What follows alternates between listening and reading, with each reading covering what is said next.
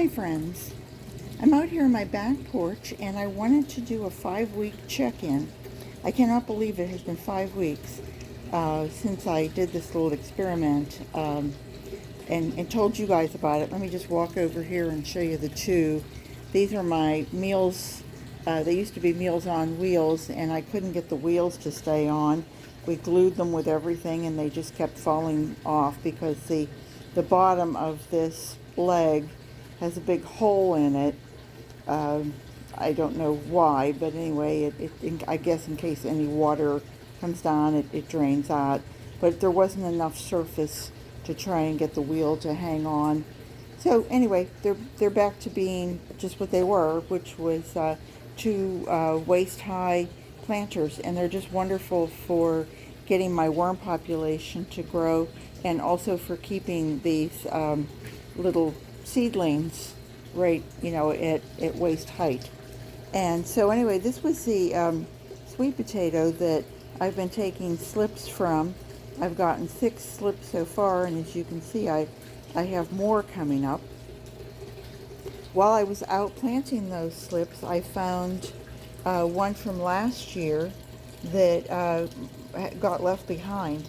So I've taken it out and I've put it in here, and I've been reading up on sweet potatoes, and they say that if you have ones from last year, they're kind of the older ones, and that they will probably eye up faster than the ones that you might have bought from the grocery store. A lot of the times the ones you get from the grocery store have a spray on it that's kind of a retardant so that they don't start to sprout, whether it's sweet potatoes or regular potatoes. Pretty little vine though, isn't it? You see this a lot in landscaping, where they've used a decorative sweet potato variety to have the vines coming out. Very pretty. But anyway, that was yesterday. So here's my starts. These are some sunflowers that this is Ms. Mars is the variety, and they grow between 30 and 36 inches. And my yard's starting to get pretty full, but I really need to get cracking. But I wanted to show you the worms that just hide underneath. And before I say that, it was 5 weeks ago that I kind of wedged this over, and I pulled everything over, and I fed the one side. Well, we had a big storm here a couple weeks ago, and I had to move this by myself. And so I moved it and knocked the last 2 wheels off. And when I put it back, I did a 180. And so this originally was the side that I had pulled everything over, and I had all the soil up high over here, and I refed it.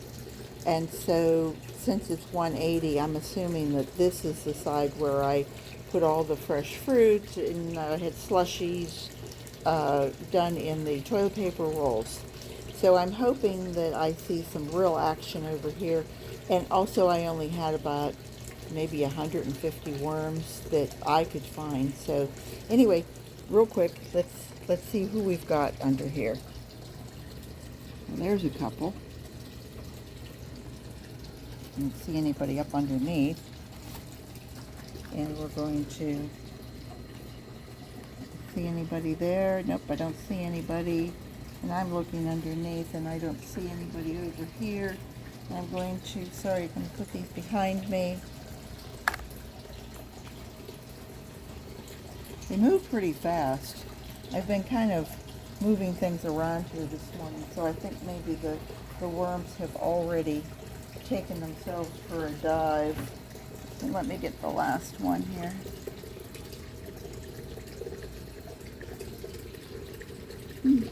I see some cocoons, but I don't see... Is that a worm?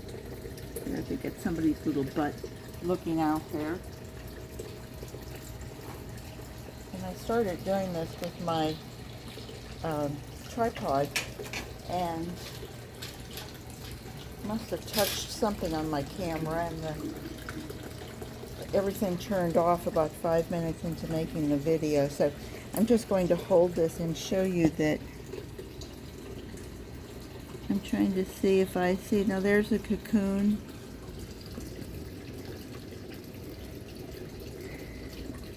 Do I see any more?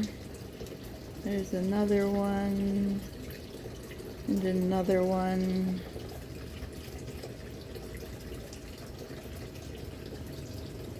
And two more, and another one. And so I do see that the worms are really popping them out, you might say. There's another one, and another one. All right, so now we know we're making babies here, but I wanted to see how well this bedding in 5 weeks, if it has started to break down.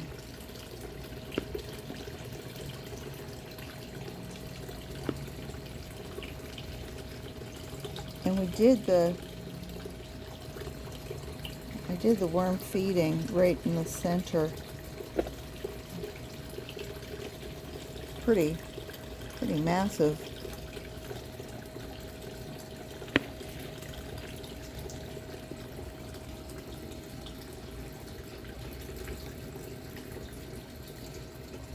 Well, I do see worms, but I don't see any food.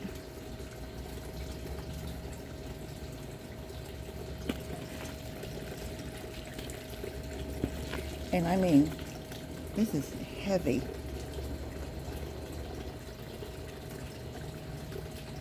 I have been watering it more and trying to keep it more moist than I was. I did add, if you go back there, you'll see that I did add quite a bit to it. And I keep aiming for a worm ball, but all I'm getting, I'm not disappointed, but all I'm getting is worms throughout. Remember, this sits outside. It has no cover on it. I mean, other than those little pots. Okay, worms, keep doing your thing, because I mean, these aren't completely broken down, but I mean, I think you can see there's a lot more soil in there than there is. And I put coffee grounds, and I gave them eggshells, and I also did cornmeal.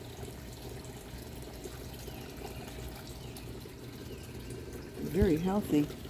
And I am feeling a heaviness in the center, if that makes sense, because this is where I fed. So moving right along here. Let's not make this an all-day process, guys. Come on, show me your stuff.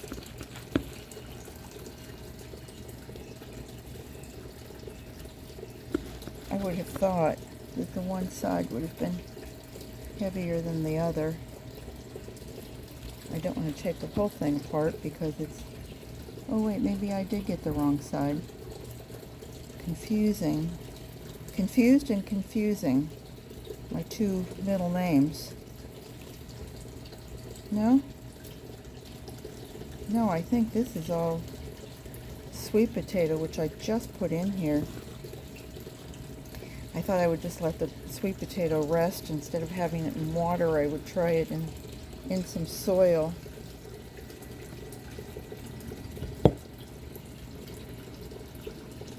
What else do we have? Great tell. Oh, it's leading over there, and I don't want to rip out that sweet potato. This might just be some food from the last time.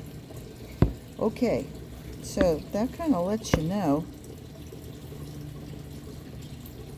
That looks like almost like I was going to say a piece of cardboard from the toilet roll, but no, I don't think that's it at all. I think I'm going to straighten this back out and let everybody keep on doing what they're doing and not mess up my progress. So I will say it again, if you have a big oblong planter or you have a big round planter, um, let's let these worms just finish what they're doing. Pretty guys though, aren't they? And I would say I have a lot more than 100 or 150 in here now. Look at that little yellow tail. Or is that a...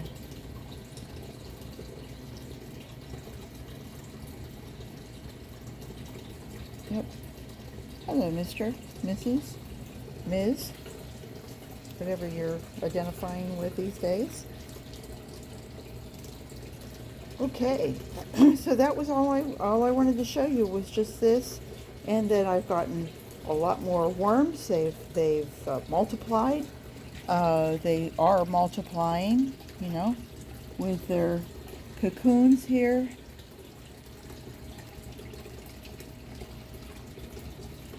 And that's a good thing. We like that. All of that paper and coffee grounds and everything else. Trying to think of what else I gave it. Did I give it some oatmeal?